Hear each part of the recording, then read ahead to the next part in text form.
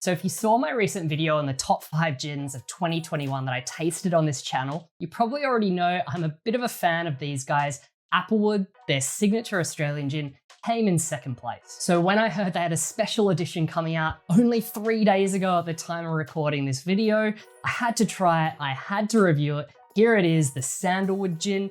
Is it as good as the original? Well, you're about to find out, and we're starting right now. G'day folks, my name's Tim and welcome to Tim and Tonic, where we discover the world's best gins and how to drink them. So guys, if you want to see that top 5 list that I'm talking about, or the original review of the Applewood signature gin, I'll put that link down in the comments below. Now, Applewood has a very long line of these limited edition gins. This one's the latest, but each one heroes a native Australian botanical. Some of them, you've heard of before, you've tasted them before, other ones, not so much. As time goes on, they've obviously had to get more and more creative and dive deeper and explore all those different botanicals. And I have to say, this one really did capture my attention because we're talking about sandalwood. Sandalwood, not something that people have really heard of in gin, nor do they usually associate as an Australian native, but it really is. WA has the largest natural resource of sandalwood in the world. You probably think I'm talking about the wood, which is most famous for,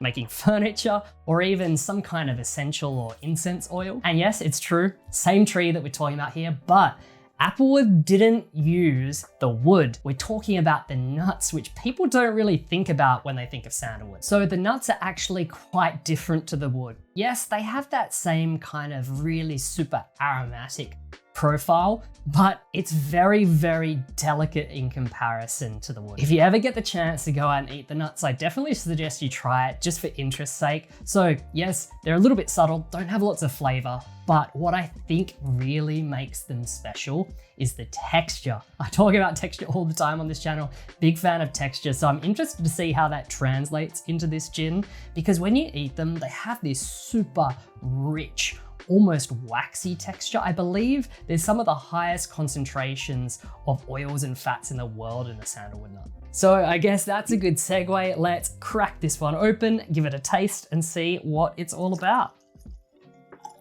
Applewood Sandalwood Gin, it's got a nice ring to it. Let's give it a smell and see what it's like. Okay, like all of Applewood's gins that I've tried before, this one packs a bit of a punch. There's so much complexity going on there. It's still got that same DNA that I get from Applewood, which is this really kind of interesting balance of really bright, fresh top notes, and then also really kind of earthy base notes as well.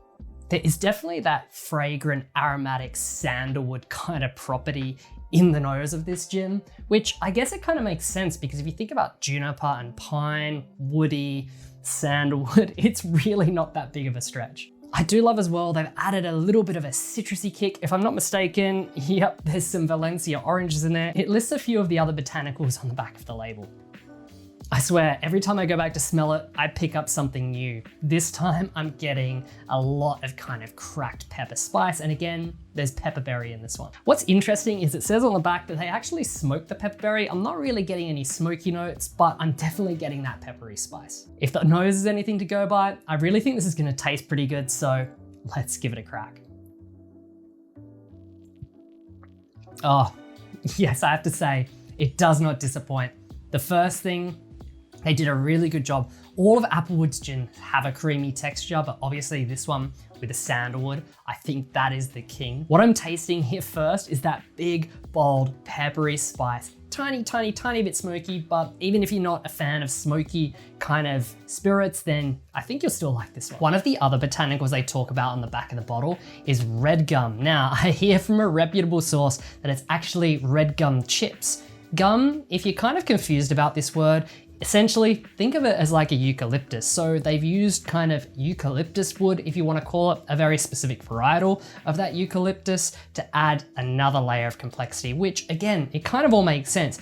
Woody, sandalwood, juniper, fragrant, fresh, kind of balance things out. Sounds pretty good to me. This gin is big and bold and flavorsome.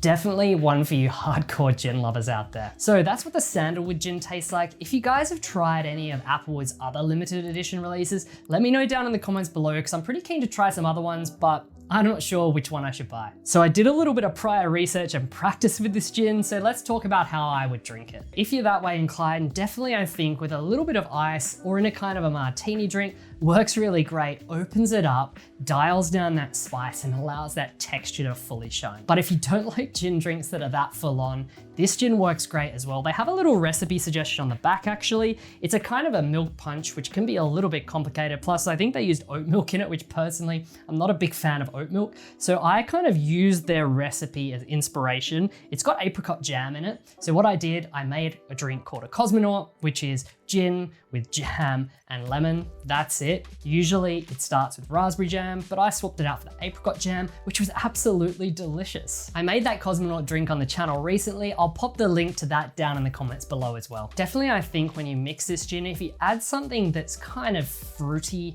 and a little bit sweet, it really kind of helps to bring balance and harmony and just tame and round out all those flavors. One thing I will say, when it came to gin and tonics, I tried it with elderflower tonic, but I'm a bit of a sucker for elderflower tonic. This one, I didn't really like it with elderflower tonic. Floral flavors just didn't seem to play well with the sandalwood. Kind of that really aromatic aspect with floral flavors just kind of clashed, made it a little bit soapy. But if you want to really let this gin shine in a gin and tonic, Mediterranean tonic was amazing, as was a light tonic, absolutely. It really still allows all that texture to come through. As for a garnish, it's a botanical in this gin, and you really can't go wrong with it. A big wedge of orange. Like I said, citrus, fruitiness, and a little bit of sweetness, not that kind of acidity like you get from a lemon and lime, was so good with this gin. I didn't actually try it, but I'm sure soda would be really good with this gin too. Okay, so you know what it tastes like, you know how to drink it now. Let's talk about my final thoughts and verdict on the Applewood Sandalwood Sandalwood gin. It's a bit of a tongue twister, that one. So bare basics, we're talking 500ml bottle, 43% alcohol, and $90 Australian. Obviously 90 bucks, it's pretty steep for a 500ml bottle. It is a limited edition, so you're gonna pay more for that. But also I know from past experience, the reason why I know about sandalwood nuts is because I played around with them in a cocktail bar before, using them as an ingredient in cocktails, and they are super expensive. So it doesn't surprise me that this gin comes with a bit of a bigger price tag. Now, in terms of flavor, you might have already been able to tell, but yes, I'm a big fan of this gin. However, I can see that if you're kind of like the person that doesn't really like those big, bold juniper forward gins that are really complex and things like that, maybe this one isn't a good starting point. Start out with the Applewood Signature Gin first, which is much more approachable. Even their Coral Gin is really great too. This one is just really big. But if you're a gin lover, you love juniper, and you want to try something quite different, quite unique, and really interesting, you are gonna love this gin too. So guys, Applewood Sandalwood, what a cracker. If you want to discover more amazing gin like this one, start right now by clicking subscribe just up here so you don't miss out on any new reviews as they come out. In the meantime, click through the playlist here and you can discover all the gins that I've already reviewed on the channel. Until next time guys, I hope you enjoyed. Cheers.